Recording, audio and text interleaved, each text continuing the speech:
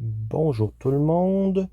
Dans cette capsule vidéo, on va regarder aujourd'hui le calcul de l'aire du cylindre.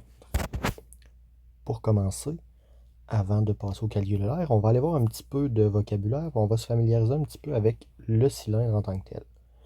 Donc, si on parle plus particulièrement du cylindre circulaire droit, on va commencer par se rappeler ce que ça veut dire lorsqu'on a un solide qui est droit. Rapidement, un solide droit, c'est lorsque mes deux bases sont parallèles et une au-dessus de l'autre. Donc, mes deux cercles qu'on voit dans mon cylindre à gauche sont identiques et directement un au-dessus de l'autre. Dans notre cylindre, on va avoir, comme dans le prisme, deux bases. Et la différence, ça va être que, à la place d'avoir plusieurs faces latérales rectangulaires, on va en avoir une seule. La raison pourquoi on a une seule face latérale dans un cylindre, c'est que lorsque je fais son développement, je me retrouve avec une figure qui ressemble à ça. Donc, j'ai mes deux bases qui sont représentées par les deux cercles de part et d'autre de mon rectangle au centre. Et quand je le déroule, mon cylindre, je me retrouve avec un grand rectangle. Ce grand rectangle-là, il a une hauteur qui est équivalente à la hauteur du cylindre. Donc, si je reviens à mon cylindre du départ, la hauteur que je voyais ici, c'est la même que celle qu'on va retrouver juste là. Et la base de ce rectangle-là va être égale à la circonférence de ma base du cylindre. Donc, le grand côté de mon rectangle va être égal à la circonférence de mes bases qui sont de part et d'autre. La raison pour ça, c'est que lorsque je dois refermer mon cylindre, le rectangle, il doit s'entourer complètement autour de la base. Sinon, on ne ferme pas mon solide et on ne pourra pas dire qu'on a un cylindre.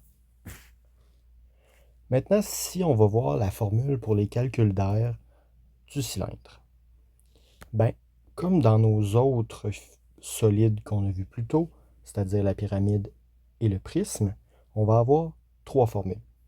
Premièrement, on va avoir notre formule de l'aire latérale. L'aire latérale, ça va être la circonférence de ma base fois la hauteur du cylindre.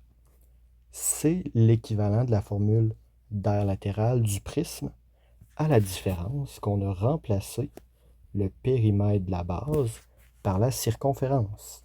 Parce qu'au final, le périmètre de ma base, quand j'ai un cercle comme base, eh bien, c'est la circonférence. Ensuite de ça, on a l'aire de la base. Dans notre prisme, on disait que l'aire de la base dépend de la forme. Dans un cylindre, la forme de la base, c'est toujours un cercle. Donc, on va tout le temps avoir la même formule pour le calcul d'air de la base. Dans ce cas-ci, pi fois le rayon au carré. Maintenant, l'aire totale, la formule d'air totale du cylindre, c'est exactement la même que celle du prisme, c'est-à-dire l'aire latérale plus deux fois l'aire de la base. Parce que, comme dans le prisme, on a une base ici et une base là.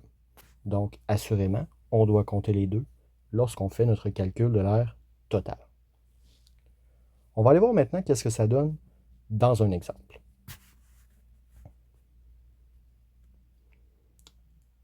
Donc, j'ai ici un cylindre et je veux trouver son aire totale.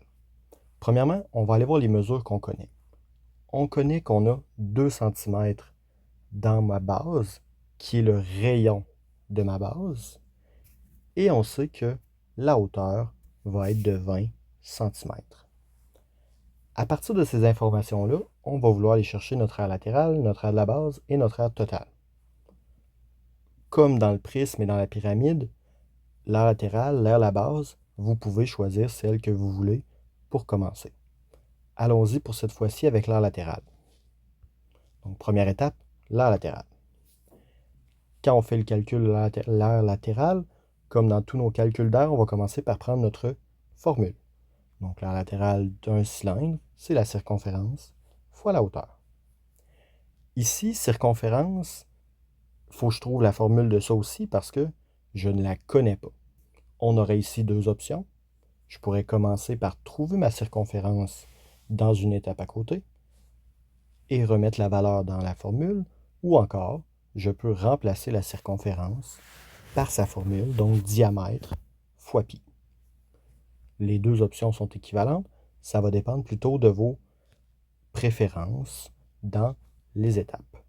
Sauf que là, moi, je veux trouver l'aire latérale en utilisant la formule de la circonférence.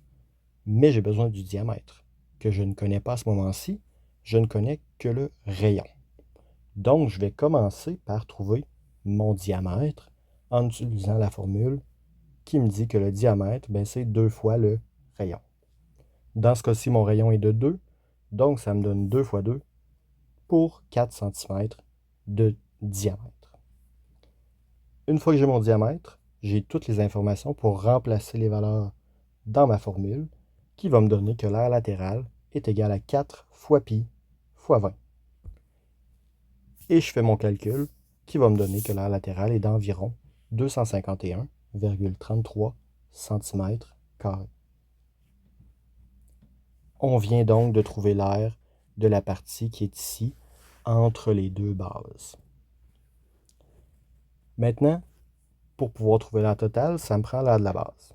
Donc, on va aller trouver l'aire de la base en mettant notre formule. Donc, pi fois le rayon au carré.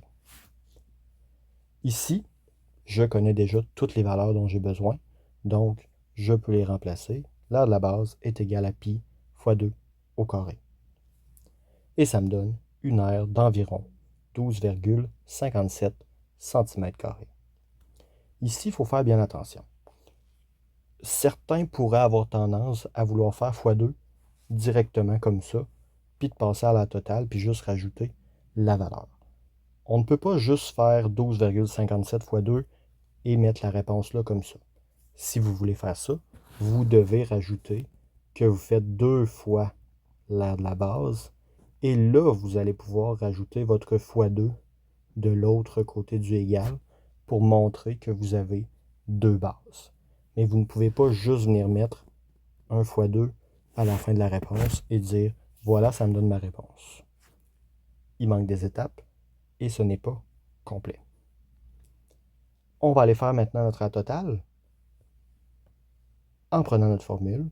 Donc l'aire totale est égale à l'aire latérale plus 2 fois l'aire de la base. C'est à cet endroit-là qu'on va retrouver notre x2. C'est plus simple de le faire directement à la fin. Ça évite des erreurs dans le calcul de l'aire de la base. Ça évite de l'oublier aussi. Donc, on le met toujours à la fin, dans le calcul de l'aire totale, et on est certain de ne pas se tromper. On va mettre nos valeurs. Donc, je me retrouve que l'aire totale est d'environ 251,33 plus 2 fois 12,57.